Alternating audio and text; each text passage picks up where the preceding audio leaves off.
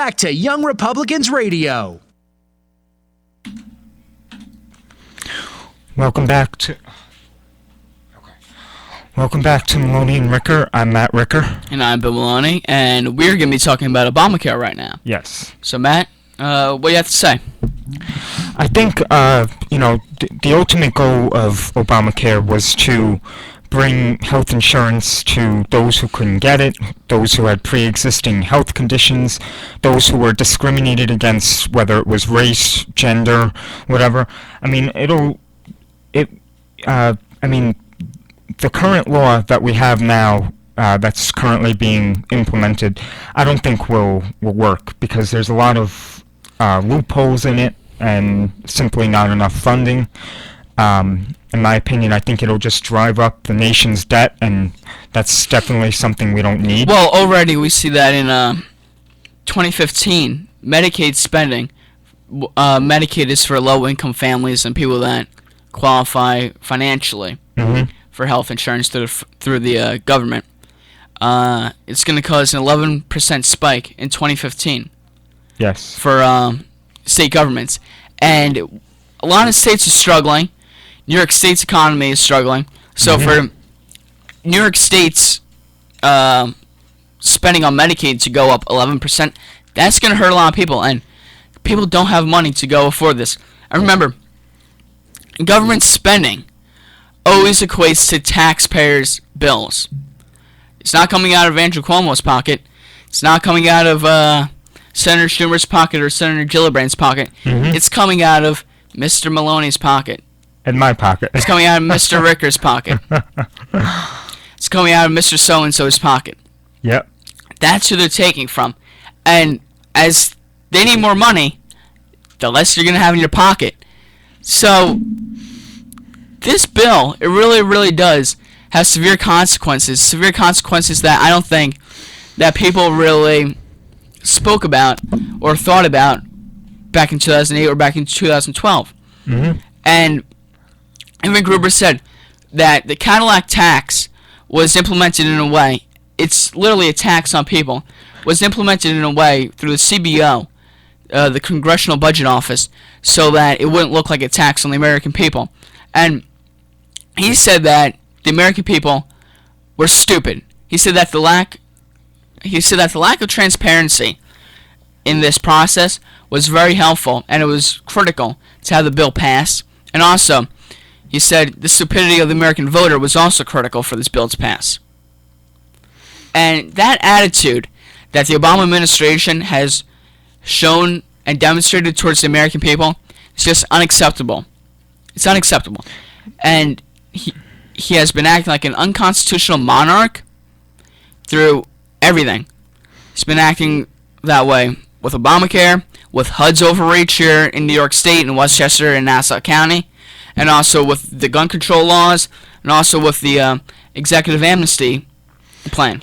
Yeah, and, it'll ultimately slow down the education of doctors, because doctors won't want to...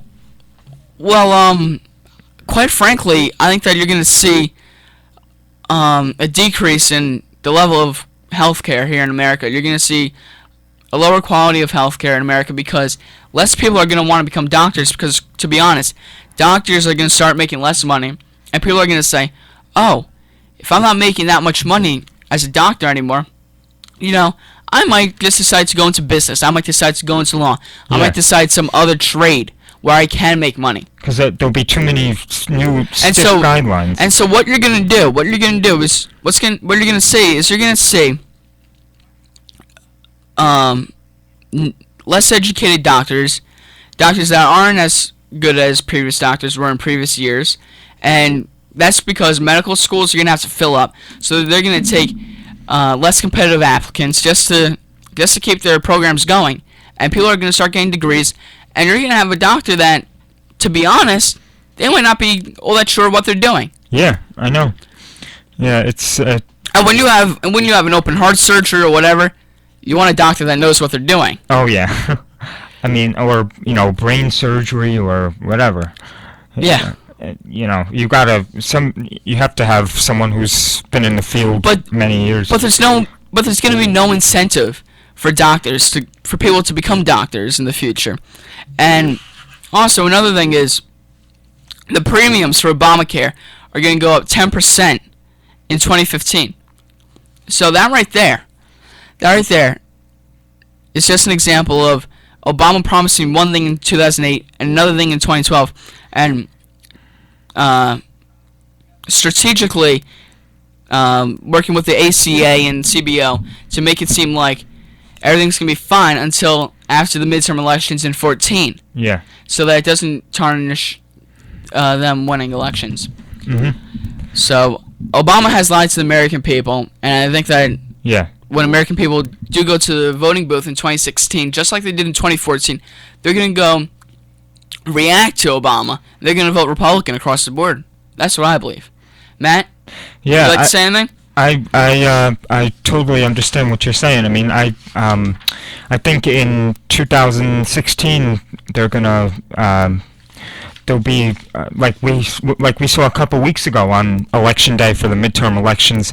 There'll be definitely a dramatic change, I think, in position of government and in terms of who's running it. And also, the Obama administration, they keep on putting out false statistics to go make it seem like this ACA bill is actually working. As of mid-October, there are only 6.7 million people enrolled in the program. Yet, they released a statistic that bumped it up about 500,000 to 7.1 million people. And that right there, that's false advertisement. It's false advertisement. So, once again, Obama's lying to people. And Gruber, the architect for Obamacare, he said that the GOP governor's refusal to expand Medicaid is simply almost awesome in its evilness, and he blames them for not doing this as a result of racial reasons. So, right then and there, the Obama administration, they're encouraging, and Obama's buddies, they're encouraging consistent spending out of your pocket, out of my pocket, out of Matt's pocket. Yes. And GOP governors, they're trying to very tightly manage their state and conserve social services, just like Ron Bastrino's doing, without raising taxes, property taxes, sales tax, income tax, whatever. And Obama's attacking that. Because to Barack Obama, what this Obamacare is about, it's not about insuring people.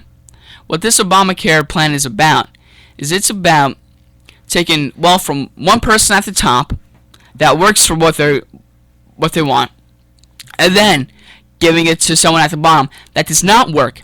So basically, what you're doing is you're rewarding the people who aren't working, and the people that do work, you're punishing them. And as Ben Carson alluded last week on Fox News, I believe, when he was talking about illegal immigration, he said, this country has forgotten about its people. When is this country going to start caring about their people? This country has forgotten about its people in domestically. We care more about foreigners than we do our citizens, and we care more about the people that aren't helping society than the people that are actually trying to help society. The people that are actually working hard to go pay their taxes. The people that are actually funding their programs. What it really is it is an act of injustice, I believe, for people to go pay taxes and be cheated out. That's what they're doing. They're being cheated out. The people that pay taxes, they aren't receiving health care. No. The people that aren't paying taxes are the ones receiving health care. In fact, Matt, people that do pay taxes, they're seeing their healthcare plans diminish. Mm-hmm. And also, because of Obamacare, see, Obama likes to talk about the economy so much. And he likes to say, oh, we're going to have a growing middle class. That has not happened. Too much talk, not enough work. Yes. In fact, with Obamacare, what you see is that as a result of it, businesses aren't hiring people full-time. They're hiring people part-time. More people are being hired part-time or being laid off, and their hours are being reduced. So them and their families aren't going to qualify for healthcare benefits, which is a reason that many people actually do go work at jobs that they otherwise wouldn't work at, because half their pay. This is how a lot of people feel. Half their pay is their salary, whatever that may be, and the other half are their benefits, healthcare, dental, whatever investment plan they have. So that right then and there, and in and of itself, shows the problem with Obamacare. And Matt, if you'd like to add anything on this subject, you're more than welcome. Yeah, I was just going to mention, for those of you that remember last fall, I believe it was October 1st, 2013, open enrollment on healthcare.gov opened up, and there were countless numbers of glitches, and people were trying to register for this program, and so much money was spent on that website, and yet nothing was being fixed. Contractors were trying to fix it, and people kept hacking into it. And also, after people enrolled in these plans, their old plans were canceled because they did not meet the new guidelines of the Affordable Care Act, which makes more work for you and me trying to get new healthcare plans and trying to get... Yeah, well, also, for people our age, for people that are in college, what you're going to see is a lot of people coming out of college, and they're only able to get part-time jobs. Yes. As I said before, because companies, they don't want to have to pay that extra money for the healthcare benefits every month. Mm-hmm. And what else was I going to say? Yeah, I mean, it's companies just aren't in a good standing right now to pay. No, and another problem with Obamacare is that, quite simply, while it may insure people, well, it really doesn't insure people. It just redistributes who's insured, just like redistributing wealth. What it does is it makes you wait for your health care, and it tells you what doctor you can go to. So if you want to go to a good doctor and pay the extra money, you can't do that with Obamacare. Yeah. If you want to go to a doctor Tuesday, they're going to say, oh, yeah, you can go on Tuesday, but it might be 3 Tuesdays from today. And, that's the problem that the Veterans Affairs is having right now with their broken healthcare system. It's all started, the epicenter was in Phoenix, Arizona, where veterans were being, the documents there were being fabricated that veterans were able to get appointments within a week, when really it was a month, 2 months, and even in some cases a year, yet these veterans' health was declining, and they couldn't see anybody, and they were prohibited from going to normal emergency rooms because then the government wasn't going to pay for it. And now, we're seeing a reform of the veterans' health affairs. Yes, Matt, and one thing to remember is this country, the United States of America, was built on certain principles with a capitalistic economy. Yes. And to have a health program that is not capitalistic, that is socialistic or even communist in nature, it just will not fit the economy. It just does not fit the principles and the ideals of the American people. It might work in the UK, it might work somewhere else, but here in the United States of America, we are a very capitalistic country. And for us to go shift our healthcare program to style of thinking that our people once died for, that our people once fought, that we once had great speeches on TV, that we once watched Ronald Reagan say, tear down this wall, that at one time, we hated the Soviet Union so strongly that we used to say things like, I forget the motto, but anyways, Matt, you know what I'm saying. I see what you're saying, and also going back to what I was saying before about the Veterans Affairs scandal.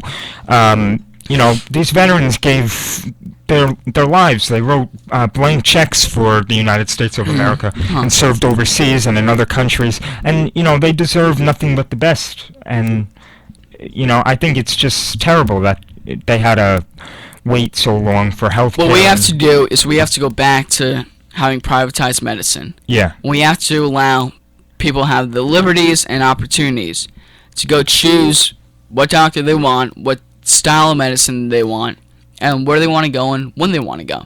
And with Obamacare, You can't do that. And I think that's basically the main problem with this. Yes. So, what do you say, Matt? Let's go to another commercial break. Yeah. We'll be right back.